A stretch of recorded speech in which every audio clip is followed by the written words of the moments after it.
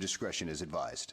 Good evening, everybody, and welcome to another edition of the New to Wrestling podcast After Dark. It's been a minute since I've been at the helm. Xavier has been really being the captain of the ship as usual, but he's passing it back to the first mate for an episode. Yes, Um, absolutely. I'm and excited about this one. Me too. So tonight, also if you're new to wrestling, hi, so am I. My name is Kelsey. This is Xavier, who's not so new to wrestling, and he is here to be our guide, our light in the storm, just the looks, the brains, the action, the everything.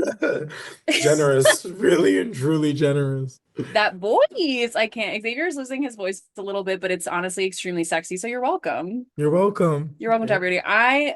Xavier has his Randy Savage sunglasses on tonight. I have my Heartbreak Kid sunglasses on tonight. I'm going to take mine off for now at this point. But tonight we are I'm talking. chilling in these. No, I think you should keep them. They look absolutely stunning and fierce on you. Tonight we're talking about the documentary that just came out like pretty recently, right? It was like right on the heels of WrestleMania 41. Yeah. And it's called Becoming a Spectacle. It is on Peacock, and it is all about WrestleMania IX, which was the last time WrestleMania was in Vegas, in Las Vegas. So a really cute way to bring it full circle for WWE. I loved that they did this. And I honestly, it's funny because we kind of covered this when we did Yokozuna's like little After Dark special. Correct. Like I knew some things about this, but not I did not form it in my brain that, oh my God, that was the last time they were in Vegas. 100%. And a lot of this stuff was like never before seen footage that's been like living in the WWE archives in some dusty basement for like 1,000 years. And I'm sure this is only now being seen because Vince McMahon is no longer around. Because I'm sure he didn't really see much value in putting it out, otherwise he would have. Crazy. I didn't even think of that. Yeah. That's such a good point. Yeah, so we will be spoiling the documentaries. Not that there's really much to spoil. We all know how WrestleMania IX went. Right. But if you are new to wrestling, you should go watch it. If you're not so new, you should also go watch it. But let's get into it. Like I said, the last time we did After Dark, we have kind of switched up on the structure, so we'll be jumping around a lot. We might not go quite chronologically, but just join us for the ride. Get your snacks, get your coffee, get your tea, get your whatever, and let's dive in. Let's go. So we got all your main characters that we usually have in a WWE documentary of this ilk. You know, we got your Bruce Pritchards, we got your Hulks and Lex Lugers and Undertaker, Shawn Michaels. We have a bunch of other characters like Sean Selman, who was the VP of WWE Production Logistics. We have Rich Rose, who is the former president of Caesars World Sports, which Rick Rose, incredible name. Love that. Rick Rose, as a former president, incredible. It literally sounds fake. And I another know, but name like that business card, girl, Rickolas Rhodes or Rose, love to see it. Rickolas. And then another name that felt fake was Basil DeVito. And I don't know if it's just because I just rewatched the Batman with Robert Pattinson and the Penguin. And it's the Maronis and the Falcons and the Gigantes. I was like, this man literally sounds like a Batman villain. Like, no, literally. Call over to Basil DeVito. Like, that is the most Italian name, and I love it. And speaking of the Mediterranean, George Germanakis, and if that's not a Greek man, I don't know. I don't know. Yeah. But because my father is Christoph George, and this man is George Germanakis, and I'm telling you, if that's not a Greek man, I don't know. But he is basically the keeper of the WWE archives. He's got all the footage. That's his job, is to go through them. And I thought this was really interesting. And like you said, you know, it was just footage that even he, as the keeper of the archive, had said a lot of it he hadn't seen before.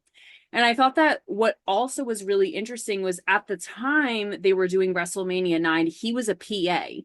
So right. He's been working for WWE this whole time. And it's interesting. I would love to know the genesis of his career, where he went from a PA to now he's the record keeper. Right. But he feels very like the keeper of the sacred timeline. You know what I Yeah. mean? Like, I know Yeah. that's not what he does because that's not a real thing, but Yeah. I feel I'm like he's keeping the like official WWE timeline like alive. You know what I mean? Yes. It's like what is that? Is it Loki? Where it's like Yes. they have the timekeepers. And then I was also thinking like One Chi Tong, the Right. library. I'm thinking like Oracle from Batman. Like I'm Yeah, yeah, thinking yeah. like the Hmm. at the computer. Absolutely. Love. Um I'll even give you Wayne from Kim Possible. yes. Yes. Yes, and thank you for giving me that. Very generous. You're like, I'll even throw away Wayne from Kim Possible. Oh my God, love Wayne. Shout out to Wayne from Kim Possible. 100% Taj Mallory, wherever you are. S- Swear. Um, but basically how they ended up getting because the hello WrestleMania 9 took place at Caesar's Palace in Vegas. And this I thought was really interesting. I have never envisioned Vegas just not being Vegas. Vegas. And they were Right. talking so much about how Vegas was like up and coming. They're trying to find their avenue. They're trying to whatever. And I'm like, Vegas? Hasn't it always just been like that? I've never once like even thought about To the inception my of Las understanding, Vegas. I thought Vegas was just always like that. I thought we found it that way. No, I thought we 100%. Like discovered it that it just way. like was dropped by whatever alien, like party animal aliens was like, when we come back, we want a place that we can come visit like incognito and like Yes. nobody will think anything of it. And Vegas seems like the place. Seems like that place. I 100% agree. And it's like it reminds me of I think it's the Looney Tunes movie where it's like isn't Area 54 like right by Las Vegas or Right. something? Yeah, yeah, yeah. So I was like I can't ever envision Las Vegas and even Caesar's Palace for that matter, like not just being like the thing. Right. And it's I think it was an interesting juxtaposition when they were talking about at the time they were kind of promoting Vegas to be like a family Well, they were trying to like incorporate, like they were trying to open up the avenue for families, girly. which is crazy because, like, I mean, I guess, but even today, like, think about it. Like, there's now like hockey teams. There's like the Sphere, which you can bring your whole, Yeah. like they did it.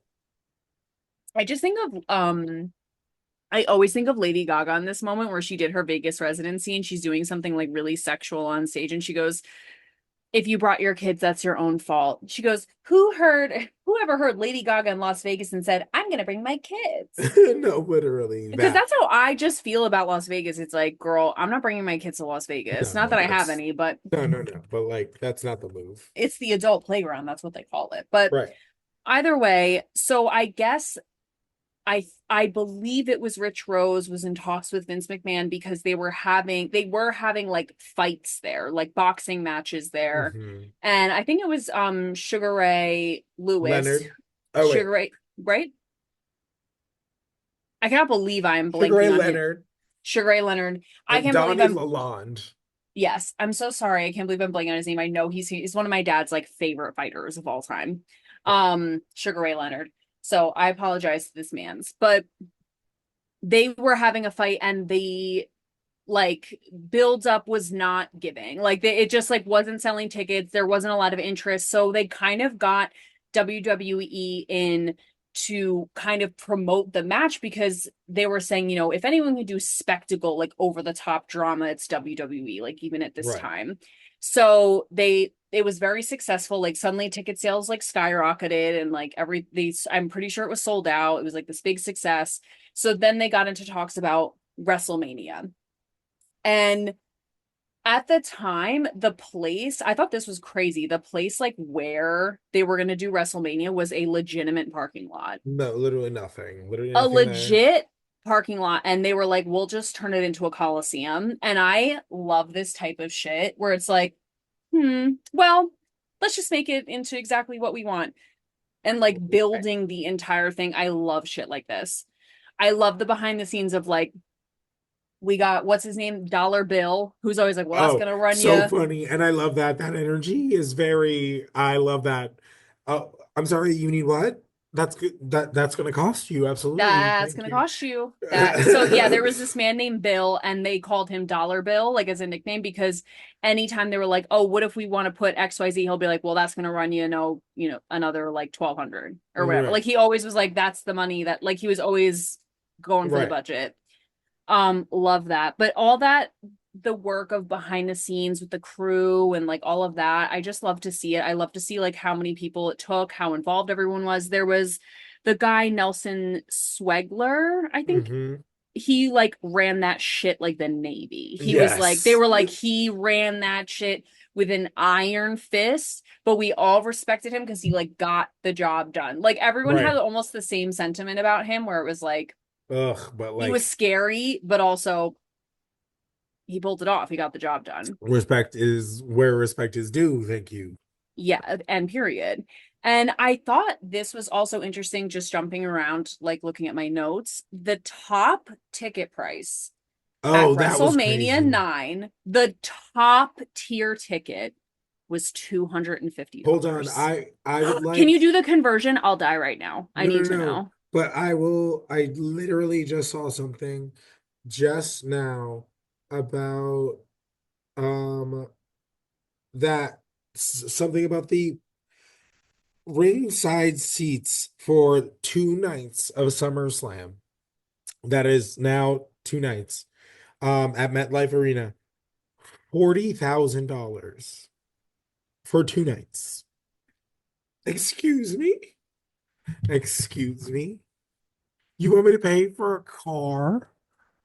That's that's a mortgage. That's Like insane. that's more than a mortgage. That's $40,000 for That $40,000. Girl, or my car was $8,000. that's what I'm saying, Not girly. Isn't that not even insane? So see, hearing those ticket prices was insane. I was like, that's ow. that's double the amount of rent I think I pay in a year. That's what I'm saying. That's fucking crazy. Yeah, dude. That hurts my chest. I was like, oh, what is it gonna be? Are we going? Girl, no. Not No. ringside. How does ringside Charlie do it? Girl, I have no idea. How does he do it? Well, he was in this documentary also for fans of Ringside Charlie. He was there. He was talking about his experience. I honestly related to a lot of the things that he talked about. He was like, "Well, I didn't really agree with that." And I was like, "Me either, Charlie. Love that." But they also so top tier ticket price at WrestleMania 9 was $250, and then they always always at that time made sure they had a section of tickets that were $25 because they wanted fans to be able to get in. And I think we could learn a little something from the past in that aspect. Like, I think that we could bring that back, certainly. Or maybe not $25, but like something. Oh, I lied. $4,000. They're $4,000. 40 would be crazy. I was gonna say $40,000 like is literally crazy. That's bonkers still. 1464 each for one night is 1464. So Okay, $4,000. $4,000 for SummerSlam tickets both nights. That's still crazy. that's That's so half the crazy. price in my 40 car. was insane. I was like, Well, when you said holy. 40,000, I was like, I literally, that's my apologies for the alarm. I like glanced at a news article and literally you said ticket prices and it came up. So then I had to look it up. But mhm, we got there. We got there. We got there. right. But still, So either way, I think this is interesting because we were just talking last week about how, or yes, last week when we talked about briefly WrestleMania 41, we talked about how like people were saying the crowd was kind of weird because like the ticket and there was speculation because it was in Vegas and the ticket prices were so astronomical, like hmm who's really attending these events at this point, like other than wrestling fans.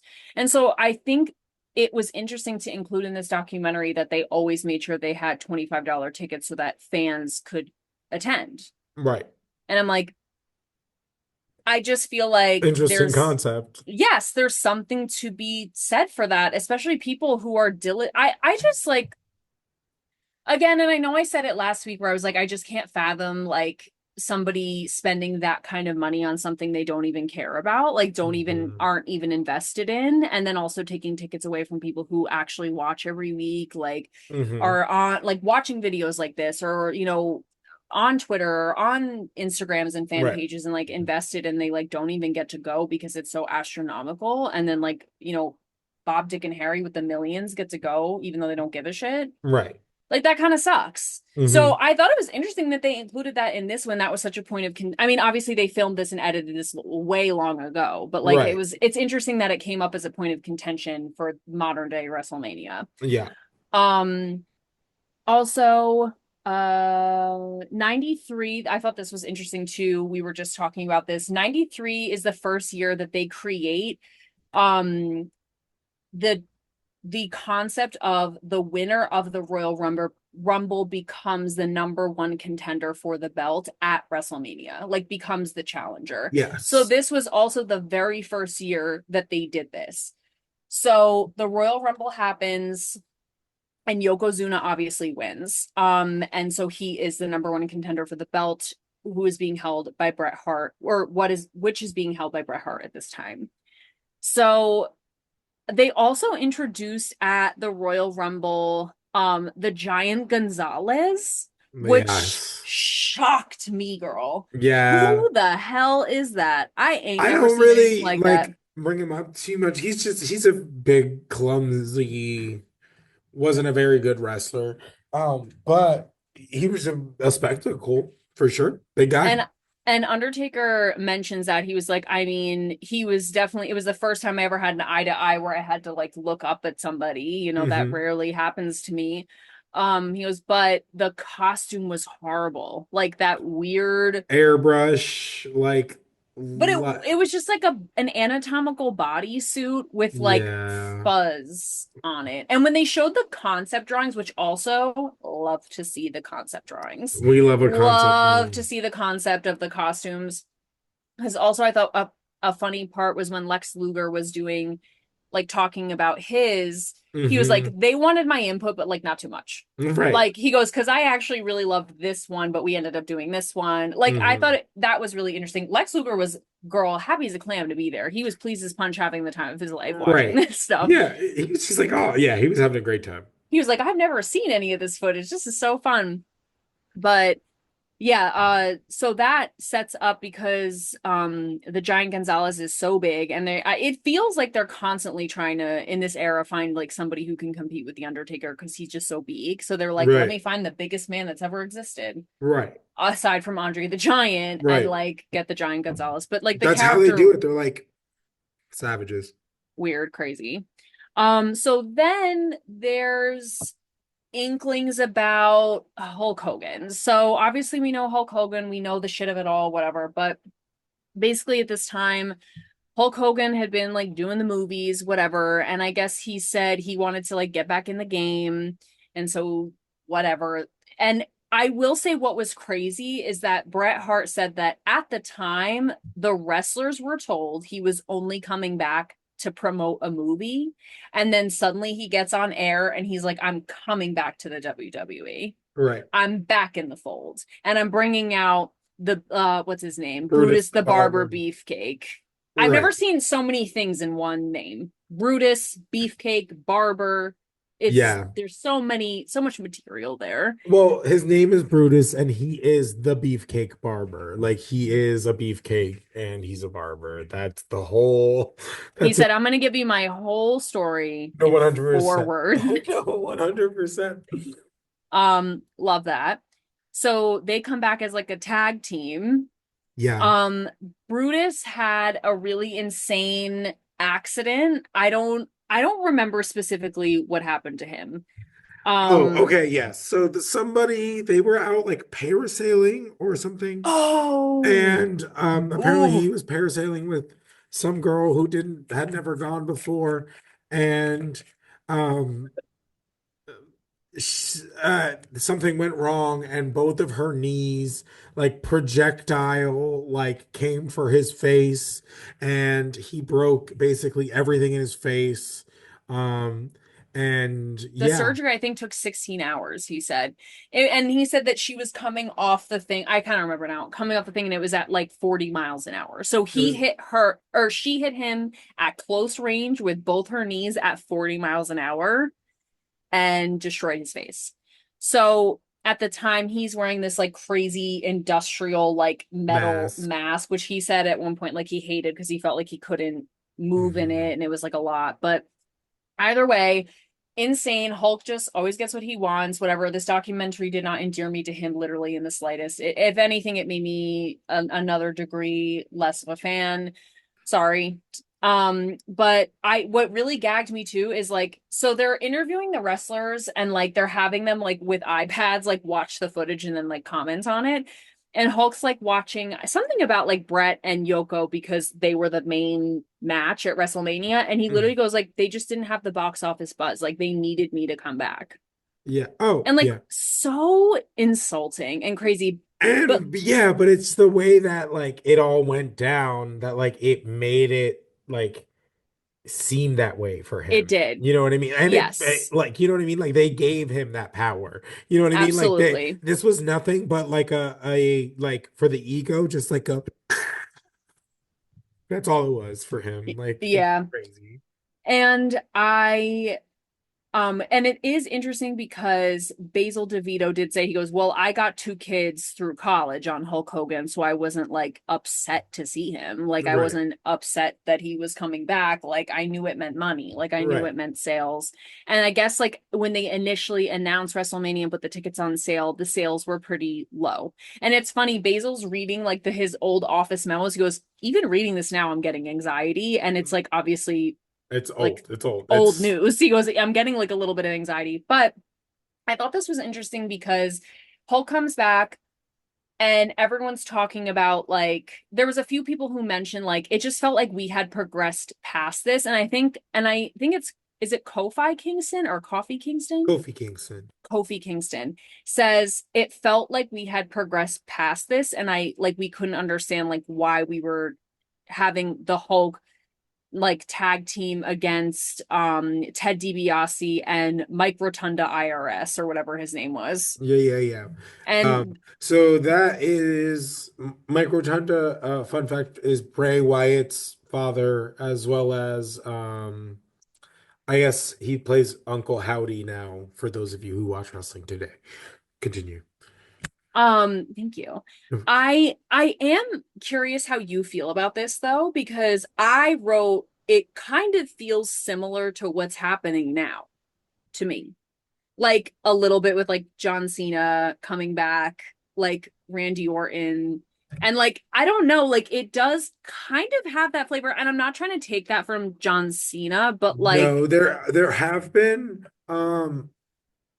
more comparisons of The Rock being more like John Cena or being more like Hulk Hulk, than I could see that. especially after this past go around where The Rock kind of inserted himself into the main event picture of WrestleMania only to like not show up, and maybe it's part of the story, maybe it's not, nobody knows. It's just kind of like we're all just kind of like looking at, and I think it's probably part of the story. I think it is not a coincidence that they released this at the same time that that was happening. Um, Mm, so there's that. But yeah, if this felt very like I mean, it's very much you can tell that the WWF had like been like, okay, hard pivot, new people, like, and had made the hard pivot.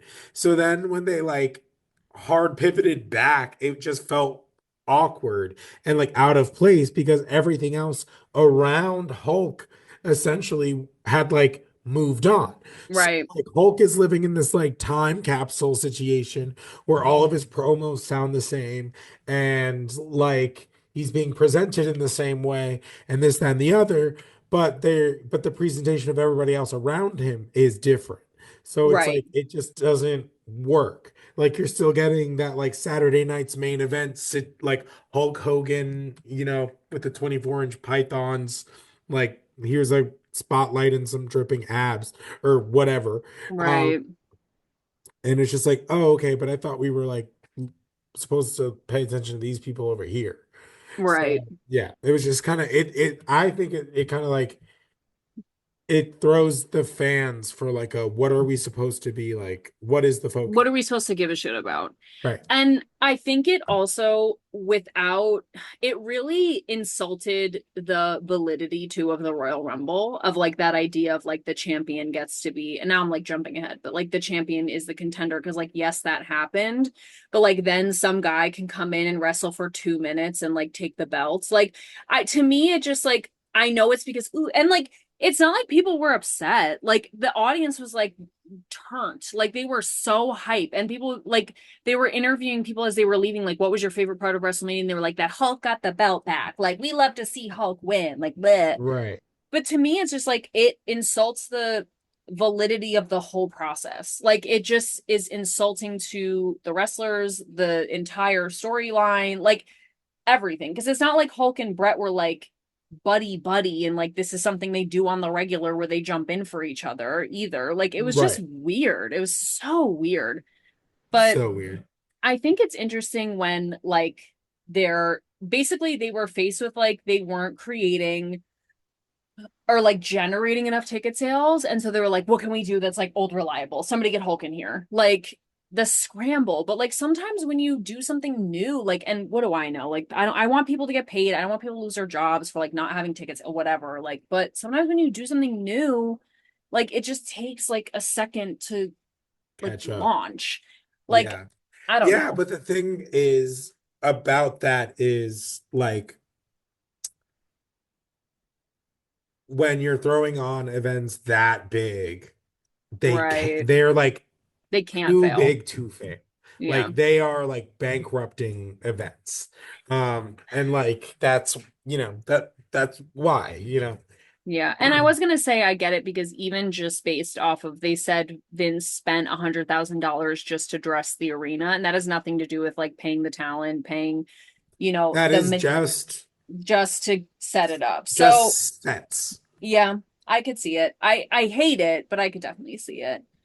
But I still like I was gonna say too about Triple H, like I could see how it's part of the story because if like The Rock and everything, because if I feel like in my limited knowledge and understanding of Triple H, like he is really good at leaning into like the anger before the, oh, this is why we're doing this. Do you know what I mean? Hmm. Like he's okay like sitting and taking the criticism if he knows like the There's a next, payoff. yes. Yeah, So I agree. I could see that, and I don't think he's stupid. Like I really do. I just whatever anyone wants to feel about Triple H, feel it. But like I just don't think he's unintelligent. Like, and No, I can't believe his like still in the early stages of him taking the helm of WWE would like intentionally flop like this. Like it, right. not that it feels To me, intentional, it but feels like I don't know. Thinking about it, like I don't know. I think they were paying attention. I think people when Travis Scott like came out at the Elimination Chamber were like, why the fuck is Travis Scott here? I And I think they swear. paid attention to that. And I think they were like, what's like really annoying? You know what's really annoying? If Mm, the one person everybody like didn't want there is the reason that that's a good you know what I mean? point. Like that's really annoying. That Like better be the reason. that's you know what I mean? Like that's Yeah. super annoying. Like and it was, but it also begs the question is like, are you just like putting out a shitty product and saying that it was your idea to do it the whole time? You know what I mean? Is it that? Mm, We don't know. girl. We're never gonna know Along for the until ride. yeah, George Germanakis releases the next footage, the Right. next round of footage. We won't know. But I still, another highlight I have is I still get upset thinking about Yoko and his family, like how excited they were. They had footage of him in the back, like hang out with his family and like them taking pictures, and they were just so excited. And like he just took it all with such grace. And Right. I watch our Yokozuna After Dark, because that man was so incredible and this was so heinous, and he just was so good about it, and he didn't need to be. No, honestly, did not And need to be. like because we got to talk to, well, not us specifically, but the documentary talked to Rikishi. Obviously, hey girl, love Rikishi. Because he was in the head shrinkers at the time. Right. Love the head shrinkers, love to watch them even in little clips. But yeah, I just hate that for him. But also, so Hulk didn't, this was the first time they did rehearsals for WrestleMania, like a legit rehearsal, because there were so many moving parts. They had like a whole freaking menagerie of animals and they had pyrotechnics. I will say, Lex Luger's entrance with the pyrotechnic mirrors, Girlina. Right. Fierce. Those girls. God bless. No, He was like, I felt so 100%. bad for those girls. The fire's like blowing in their faces and they're just like, No, fully shredded to shit. Just yeah. And they smiles on their faces. My God, crazy. Vegas showgirls, nothing like them. Could be But me. I would have been like, because I have such a glass face, like I really cannot fake any emotion, and so LOL. I'm like I would Yeah. have like not been able to help myself. Um, but Hulk does not show up for rehearsals at all, and nobody knew why. Like no one could like there was no word, no contact, like just did not show up. And which is insane. And then Hulk does show up the next day for WrestleMania, and he has like the nastiest black eye ever. It's And gross. it's disgusting, actually. And what happened was he was jet skiing with, I think, Brutus. Hmm. And he got like basically thrown off the jet ski, and then the jet ski like ran over his face, which is insane. And Yeah, well, I don't know if I buy it. I'm just saying, really, another incident out here on the water with Brutus.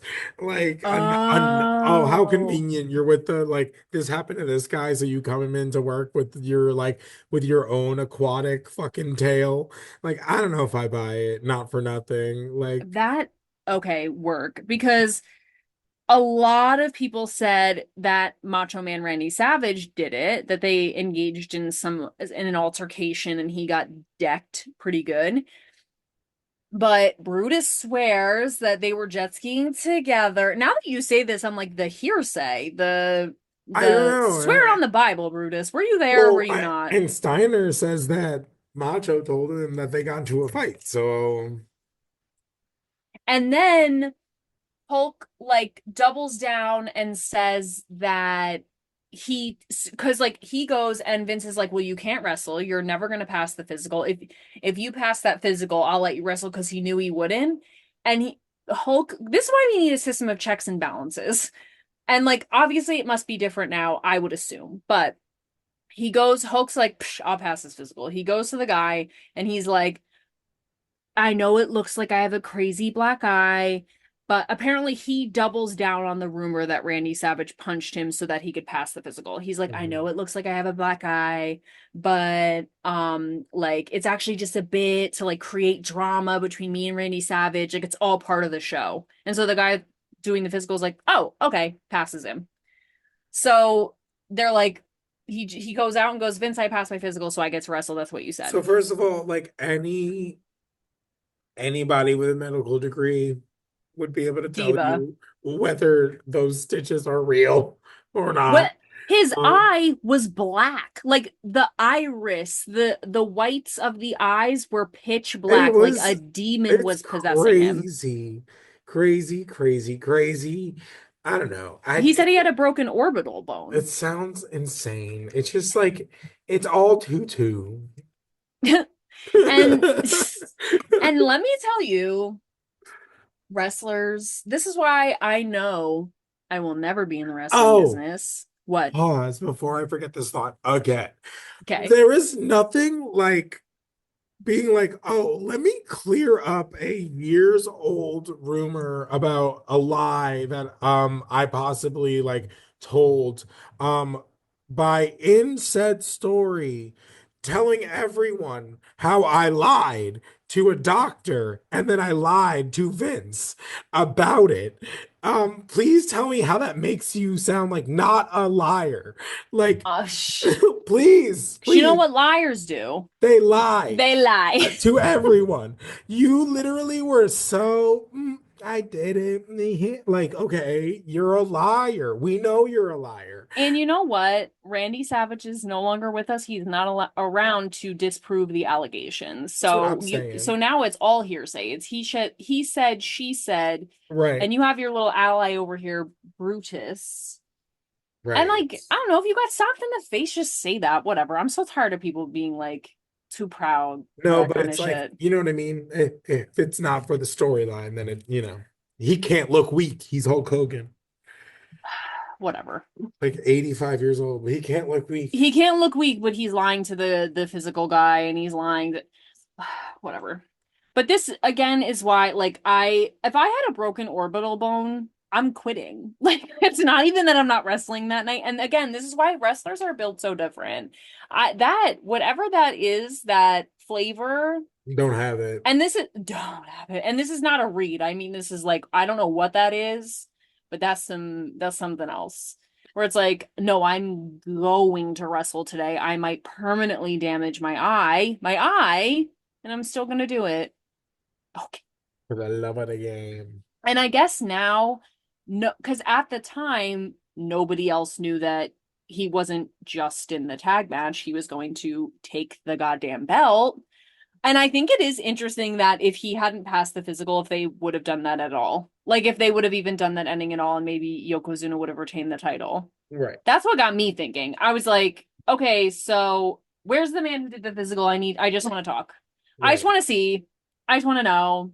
How are you? Bonkers. Yeah, I thought that was insane. Um, and so sorry.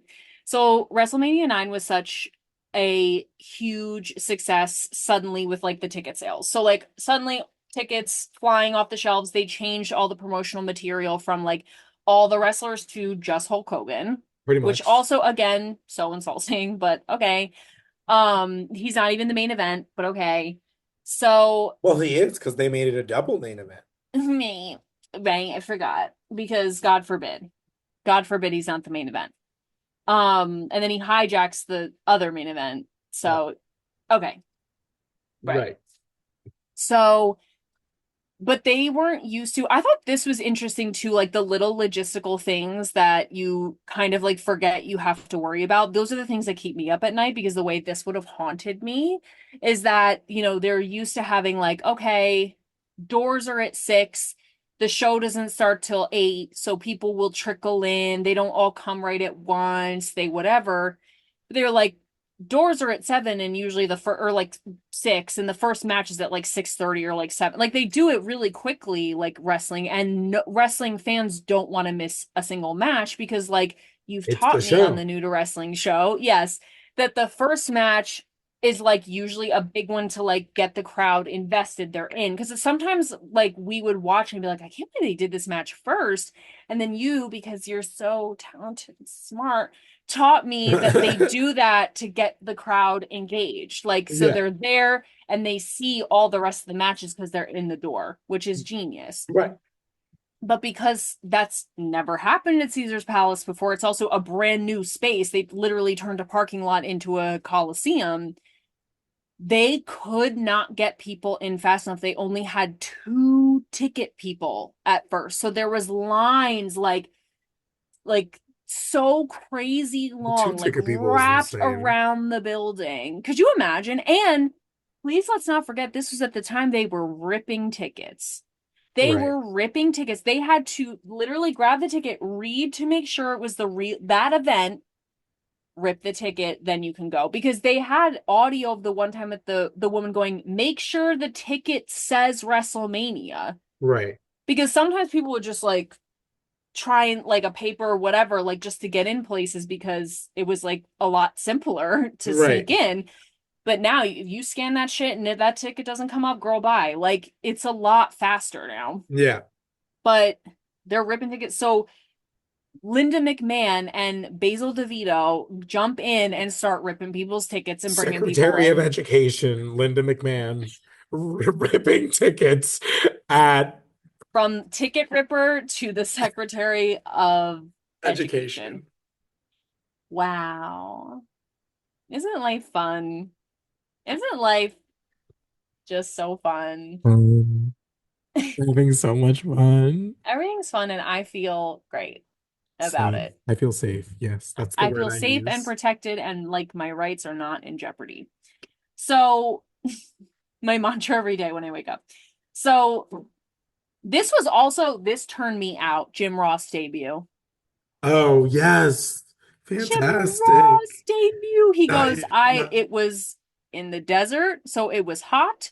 My first ever like live, my first ever like commentator like of wrestling. It's WrestleMania, it's Las Vegas, and I'm in a toga. right. And they Mm, just threw my boy to the wolves and they said, you got it. And he swam, sink or swim, and he swam. And he's still out here absolutely. swimming today, girl. Absolutely. But baby Jim Ross and his little toga I and know that was adorable. That was his absolutely adorable. debut, Crazy. WrestleMania 9. Imagine your first like real gig at your new job is WrestleMania 9 No or thanks. just WrestleMania period. I would have a heart attack. Yeah, it's crazy. That's insane. Um the story that got me too, Basil was telling me. The way I said that, like he just spilled the tea Basil to was me. I was telling like, me, girl, like you guys were like cutting it up over you fucking can't believe this. espresso. Basil called me last night, girl. When I Right, tell right. you, we were cutting it up. So Basil had called me and he told me, no, I'm just kidding. No, I'm But just- that Basil was telling the documentary that they started the show and then like this big wig at Caesar's Palace or like whatever came up to him and was like, hey, like my VIPs aren't here, like they're coming in like a few minutes, so like let's just restart the show. Restart the show? That's crazy. Restart the show? What do you mean? And like not even for wrestling standards, for anything. Like imagine a Broadway show started and the VIPs weren't there and they went, hold on, everybody stop. Right. We gotta restart because what's his name wasn't in his seat yet. No, You can't do that anywhere. You can't do that anywhere, let it's alone here. insane. And And then out. then I love that he just like he goes like, I'll work on that for you, and then like leaves. I And I love. love that they showed footage of him talking to them. Like it was like they had the wide angle and then they did like the highlight thing. And it was Mhm. him just like Right, right, yeah, talking to sure. like a bunch of guys in suits. And then he's like, I don't think I even told anybody until right now, until us Right. talking right now. I don't think I ever mentioned it to anybody. No, because like fuck Because that. what the? Because I would have been like, right, and That turned around and went yeah. restarting the show. No, 100%. Me all the time when I get useless suggestions. Like, okay. Like, what does Seven say? Like, that's private. That's private. That's That's private. absolutely private. I don't know why you would Do you mention guys that have to oat me. milk? That's private. That's private. That's I'm private. sorry. Why? No, literally though. Also special shout out to Julie Youngberg, who designed Shawn Michaels gear at this time. I don't know if she still or how long she did it for, but she designed all of his costumes at this time or his gear. Yeah, And it yeah, was funny yeah. because first of all, she was gorgeous. Shout out to Julie. She's Yeah, beautiful. yeah. Very, She she reminded me of like a Christina Applegate. Yes. So she was working on his like gear like the day of WrestleMania and the guy filming was like, "Why are you working on this like right now?" Like so last minute. She goes and she like laughed and goes, "Cause like I'm not getting a fitting from Shawn Michaels until the last minute. Like I'm not gonna like he's doing it last minute. It's so Shawn Michaels, but the fit was so cool. It was like just the crosses like hanging off the like all the dangly crosses. It was so fierce. Oh my God, she still works for the WWE. Does she really? It says on her Instagram, WWE seamstress. Wow. God bless her. Shout out to Julie. Hey, girl. Crazy. I really wrote Julie Youngberg a star. Crosses dangling so fierce. Okay. Okay, so also we have to talk about the clowns. The clowns of it Doink. all. Ugh. Okay. No disrespect to Doink. I just hate clowns. And I literally wrote, so glad I missed the clown era. Mm.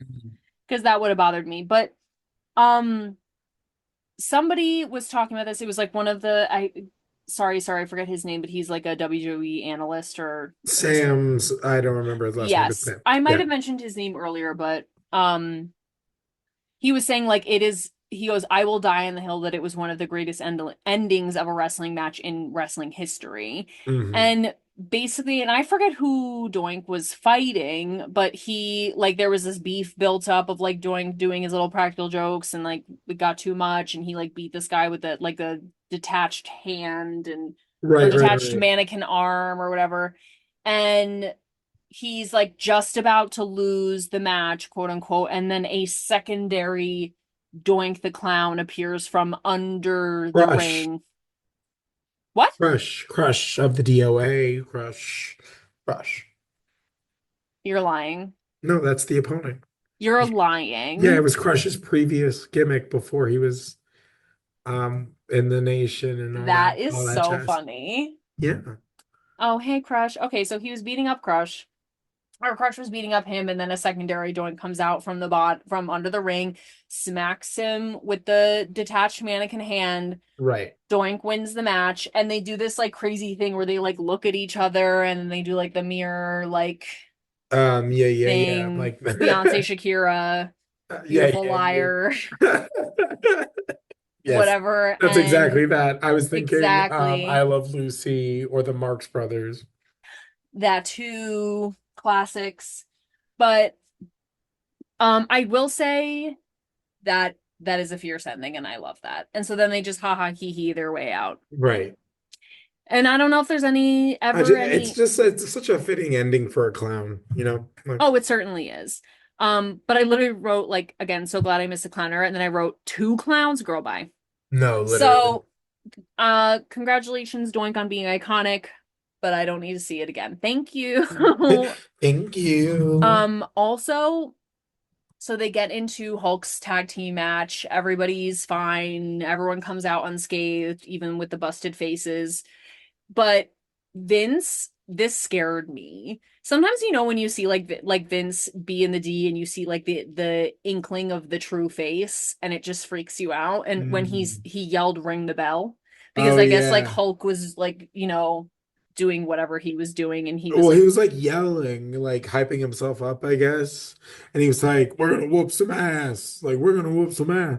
And then you can hear Vince go, "Like you need your ass whooped." And like, and they go out there do their entrance or whatever, and he talks to whoever's like ring the bell, and he like rolls his eyes like so aggressively, yeah, he's like ring the bell and he's like like could not have been more over Hulk Hogan in that moment. Like could not and have been. and this is post no, pre-steroid trials, no? This is probably all like on go like in the thick of it Into the thick of it. because he already or I guess it's like Or is post. it post? Oh, it's post. Oh my God, you're right. Sometimes I get the years It's confused. post because he's like noticeably smaller, Hulk Hogan at this point. And that's a bummer because I really think sometimes like they always talk about how they were like, "Oh, they were such great friends. They were such great friends." And I'm like, "Were you though? Or did you just make Vince a lot of money and that made Vince really acquiesce into what you wanted?" Like Right. sometimes it just feels like that money relationship where it's like, "You make me a lot of money and so therefore I will be nice to you and will ha ha he he." Like because Vince seems constantly annoyed by Hulk Hogan. And apparently, when he came in after not showing up for rehearsal, and then he came in with like a busted face, Vince was pissed. Like a lot of people are saying, like Vince was so pissed, and like you can tell. Well, yeah. Well, I Well, would be. yeah. And then he said, like, oh, because we're Brutus was like, oh, it's because we were, day before WrestleMania, like dicking around on jet skis, and we shouldn't have been doing that, especially when we were supposed to be at rehearsal or like whatever. Right. But Right. And I like, love it. And there was something in the way that like Hulk Hogan was like looking back at the footage and he just says, when like someone's lying and they like feel the need to add as many details as possible, like where he was like he's like looking back at it, he's like it's hard to believe that 24 hours ago I had like broken my face on that jet ski. Like, and you know what I mean? Where it was like, why is this so expositional unless you're like really trying to plant that story? performative. Right. And it's like that's how it felt. You know what I mean? Like it just felt like He is around to spin the story however he wants to spin it, so he's gonna do that because he's around to do so. Right. So, Yeah, it's crazy. Like, it's so true you say that, like, when people like reaffirm certain yeah, details, and it's like, girl, you already said that. Like, I got it. right. Ooh, ew. Oh, I don't like that. Ew, Mhm. that just made me And it was I a honestly could be reading like too much into it, but it's just like the way it made me feel was icky. You know what I mean? Like when I was yeah. just like, you're lying. Like you're lying about some You're part a of lying this. liar who lies.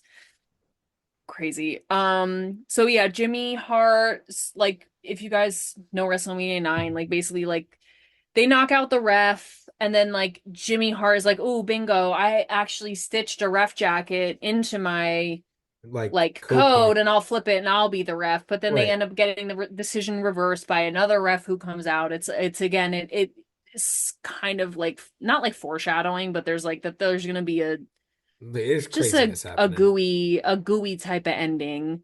Um and then I thought this was also interesting. There was a match between Mr. Perfect and Lex Luger, which actually, objectively, that pair up is kind of iconic because it's like Mr. Perfect versus the narcissist. Right. The matchup itself, I was like, that's kind of fierce. Like Yeah, I would put those it two together. tracks. Yeah, yeah, Yeah, yeah. it certainly does. Like, and it's really funny because I got such, if you follow our regular show, I got such a bad impression of Mr. Perfect because he talked all the shit and then I never saw him wrestle one single time. No, But literally. the way people talk about Mr. Perfect, like he was literally just an incredible wrestler and just very, very talented and like all Right. this, like people were really like singing his praises, especially Lex Luger. But then he told this really interesting story about how Mr. Perfect blacked out and completely forgot what they were supposed to do during the match. Right. And he was like, and Like the whole thing. I yes, and Lex Luger, I think, was the other person they introduced at Royal Rumble like that Yeah, yeah, year. yeah. He So he was was a new character. right. So he was like, I was just naturally kind of gonna give the lead to Mr. Perfect Well, he because was he's like, also the newer wrestler, like yeah, overall. Like he was yeah, like the less experienced. right. So he was like, I was just anticipating like Mr. Perfect would kind of take the lead and I would kind of follow. And he was also known for being kind of a jokester, like he was like a prankster. So we get in the ring and he starts wrestling me and he's going, "What are we doing? What are we doing? What are we doing?" And Lex was like, "Okay, like, what do you mean, what are we doing? Like, come on. Like, we're literally wrestling at WrestleMania right now. Like, let's tap in." And Mr. Perfect was like, "No, I'm being serious. I can't remember what we're supposed to do." And so Lex was like, I learned a very valuable lesson that day that you always need to be prepared to lead the match, even if you're not anticipating leading the match, because you don't know like what could happen. Like it's Right. live performance, like you have no idea. And I will say, I think it's interesting, especially when we get into like the Undertaker's aspect of this, because this was their like an outdoor show, like outdoor WrestleMania, and like navigating all of the problems that can come with that. And I can imagine like walking out and being like suddenly jarred by the fact that it's like you're outdoors, there's a lot more moving pieces, like and kind of just like blacking out when you're used to like an arena, the lights are set, the air conditioning is set, like you Right. know exactly what you're getting. Because I thought about this with Undertaker. He's used to the blackout for his entrance, no?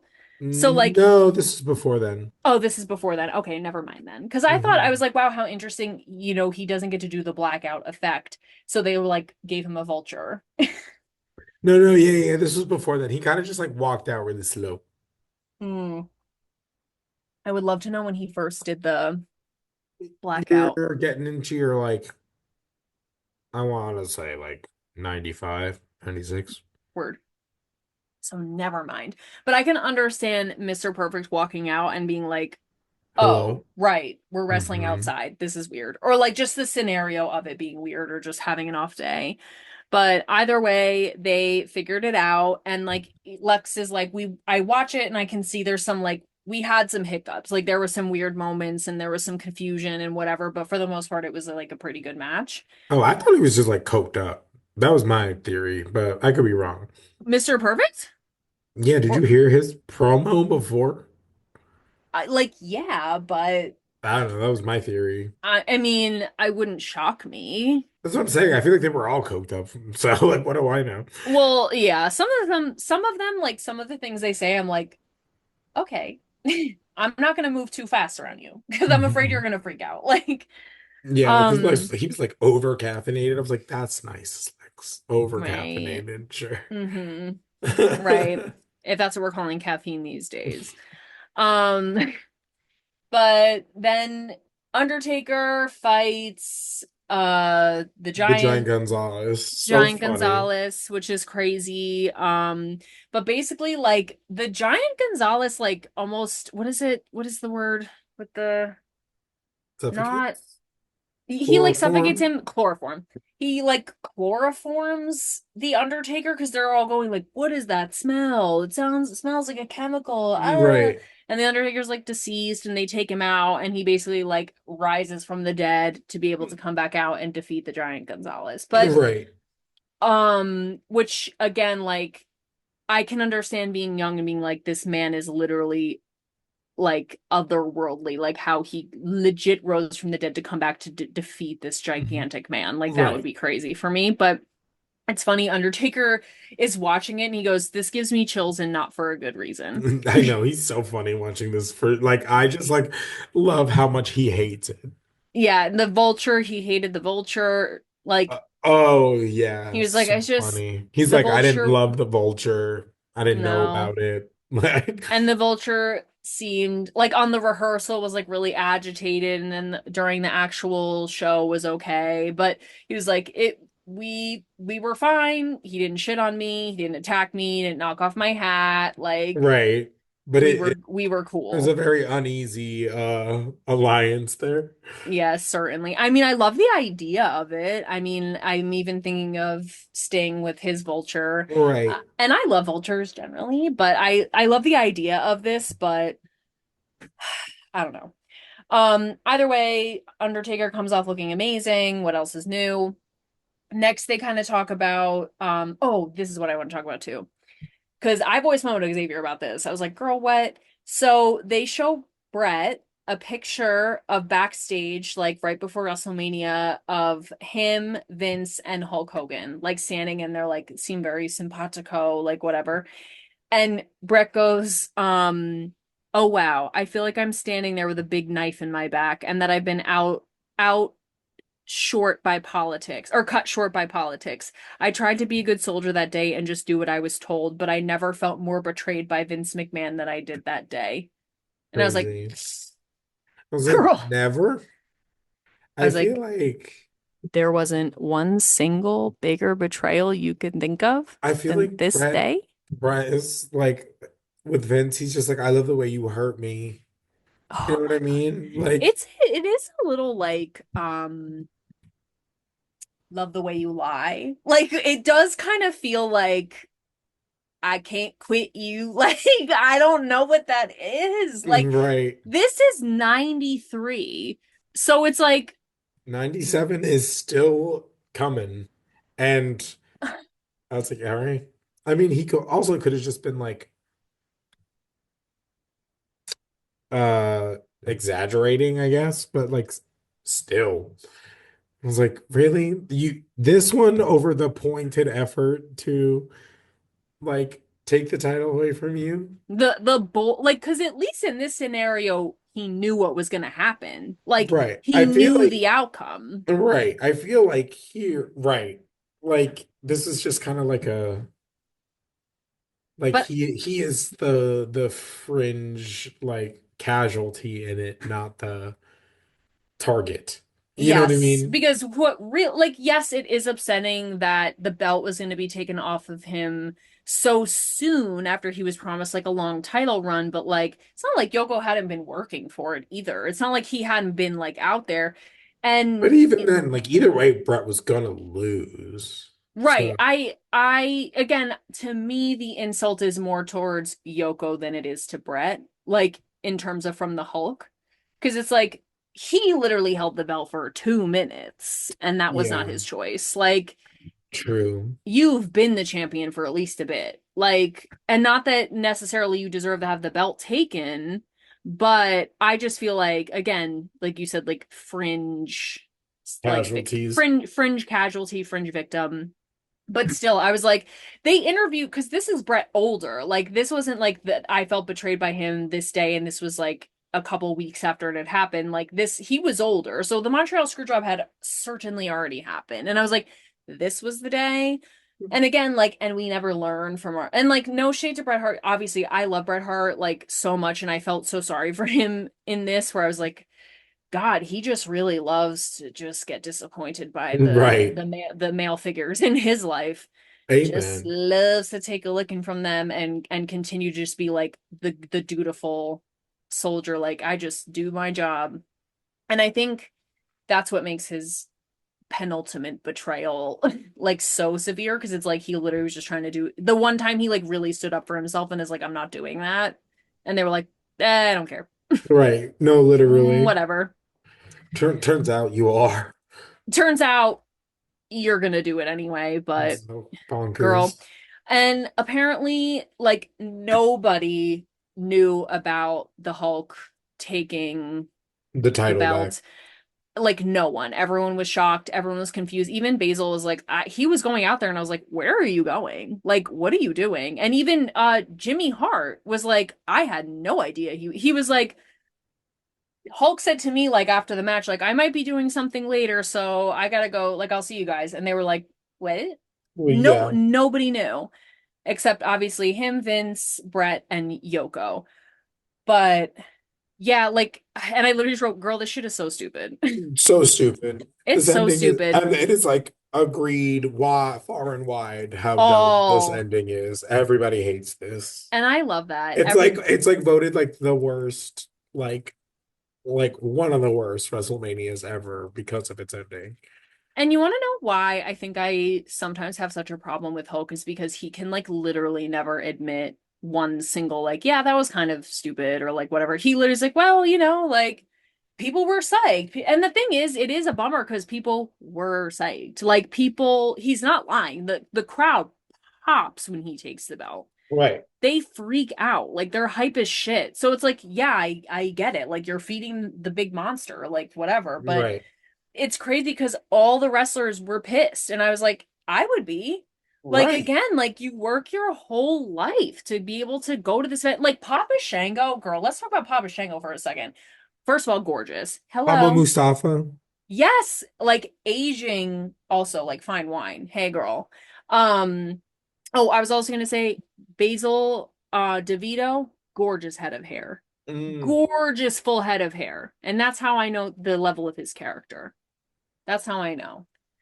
Um, but he's from Las Vegas.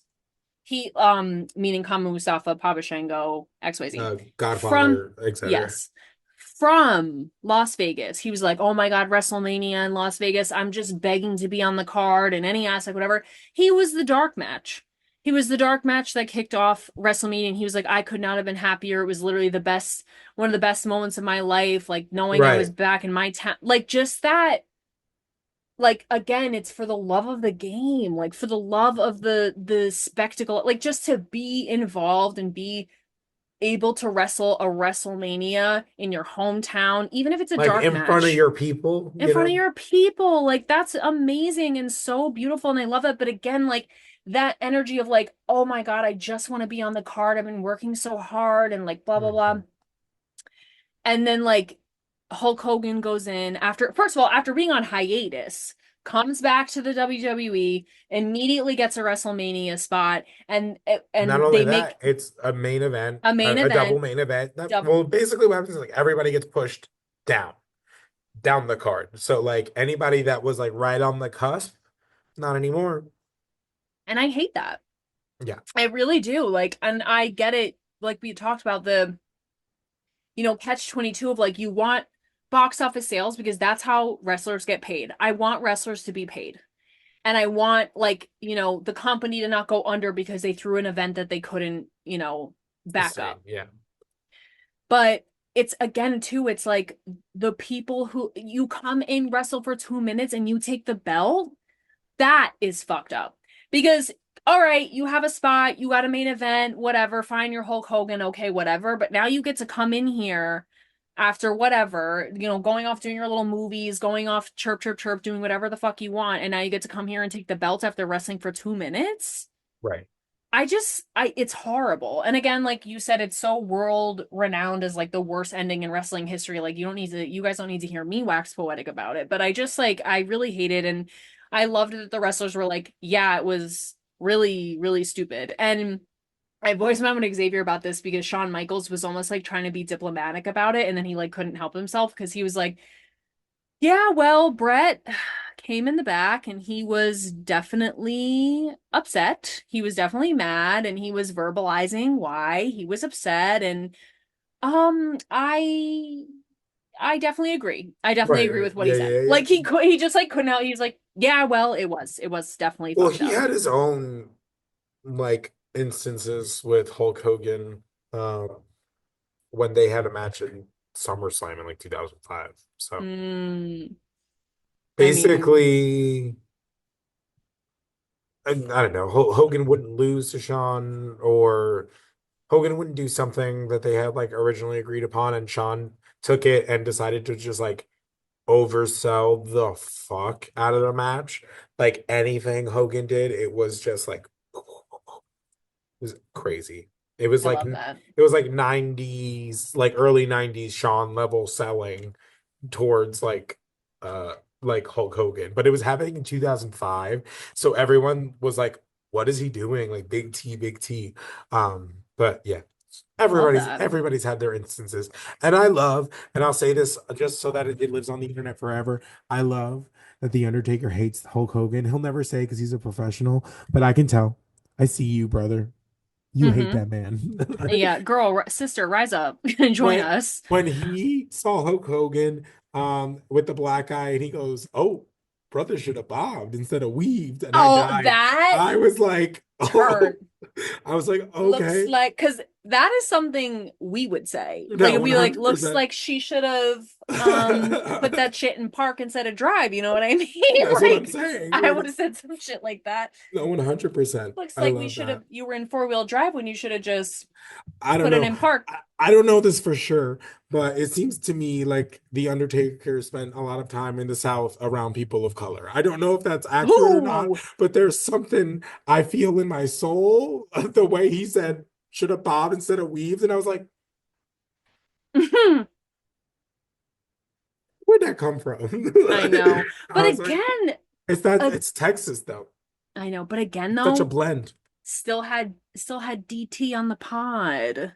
Oh, for real. Undertaker did. That was a blow for me. But It we is what won't it we won't get is. into politicking here because this is a safe space. But I mean, if you're here, look at the two of us. You know where we stand, girl. Um, but yeah, so that was whatever. And Bret, as we know, found out literally Friday night. WrestleMania was Saturday or Sunday that time. Sunday. Yeah, Sunday. Sundays. So we found out literally 2 days before. Either way, we found out 2 days, 2 weeks, 2 months. It's still fucking Still annoying. stupid. Yeah. Still stupid. And they just told them it was a change in direction because Bret was like, because of course, Bret being the emotional, self-deprecating, just man that he is, was like, well, what did I do? Like, am I Hmm. not being a good enough champion? Am I not wrestling well enough? Am I not? And they were like, no, we just want to give Hulk the bell, but like stupid. But I will say they end the documentary in possibly the greatest way, and it was Nick Khan, who is the president of WWE. And at the time, they have footage of him. At the time, he was an usher at WrestleMania IX. Right. He Isn't was that an crazy? usher at Caesar's Palace for WrestleMania IX, and he is now the president of WWE. And then bonkers. Girl, I Bonkers. was like, brought a tear to my eye. I was like, come talk about rags to riches, girl. Yo, for real. And Fantastic. Usher, I love that. I think Hmm. that is so fear. And I was like, baby, please. Like, I'm Sign me up for that path. yeah, like Nick Khan, call me and give me the sauce. What is that? That's like, 100%. Tell me what's good. and honestly, in what is that, 30 years? That's not even like to me, that long. Like, I know 30 years is a long time to most people, but to me, like, to go from an usher to the president of the WWE is like Right. not that That's long. no, them you made moves, You baby. made money moves, Nicholas Khan. How did you do Hmm. that? Like, very, and just like they showed a lot of the people, the clips of Nick Khan, like literally in the background. Like he's like they just like kind of catch his face in the background. Hmm. Um, and they're like, oh my God. Like they're like, that's Nick Khan. That's so crazy. Like people were so moved by it. Right. Just really, really cool. Love to see it. And I just incredibly inspiring. I love that they tucked that in right at the end to like dovetail the end of the documentary. But yeah, that's like pretty much all the points that I had. Did you have anything else you wanted to talk about it? Nothing too like crazy. Just that I enjoy that WWE is doing this now. Like the Same. just like we're just gonna tell you about it. Like it happened. And Let's go there. It's old. Let's just put it out there and like I like it. I'm having a grand time. this just like pinged a memory for me. I feel like we kind of talked about this when we talked about WrestleMania 40's documentary. I feel like we said like I hope they keep doing this, like the tell-alls and the Yes. because they can. Like now that Triple H is at the helm, like they can do like again how the sausage is made. Yeah, and that's why they're gonna do WWE Unreal, which is that like show that's gonna be like The um writer's room. yeah, I yeah. got really excited about that all over again today because I don't know what I was watching on YouTube at work today, but I was like, oh, I forgot they're gonna do that show. And the name Unreal is fierce because it's like It's people not call real. wrestling fake. Oh, oh my God, I love that name. Come on, marketing team. Love it. It's great. I'm I think very, that very name excited, is and we will be covering it. In some way, somehow, no, we certainly will we will because be covering it. I am gonna munch. I'm seated. I am Mm. oh, I'm so excited for that. I can't wait. Love shit like that. Yeah, so this has been an little housekeeping announcements. We are doing if you are in the New Jersey area, New Jersey, Philly, New York, we are sponsoring a show at the Mecca in Ridgefield Park, New Jersey. The name is escaping me right I now. This is got you. usually It your job. is Okay. anniversary and a Jurassic celebration tribute to Vince Steele, thrown on by Shadow Wrestling Alliance and Bree Combination Wrestling. They are actively announcing matches um, uh, over the next couple of weeks. So if you find yourself in Jersey and would like to support a great cause and see a really good wrestling show, then do that on May 25th. Anniversary 8, a Jurassic Celebration tribute to Vince Steele. It's gonna be so fun. I'm so excited. Guys, the Mecca at Ridgefield Park is turned. Like I please, please, please come if you're able to come say Everybody hi. has a great time. Yeah, it's gonna be so fun. And also, keep an eye out for our interview with Jared Diaz that's coming out soon. Yes, So yes, yes. excited. We're gonna be covering the pay-per-view soon. Like, Yes, No Way Out, no way a out. of 1998. Yeah, well, yeah, exciting stuff. And of course, be on the lookout for future episodes of Devolve. Oh, So yeah. yeah, Love Devolve, love Evolve, love to see it. And we love all of you guys. And this has been another edition of the New to Wrestling Podcast After Dark. We hope you enjoyed, and we'll see you on the next one. see ya. Bye.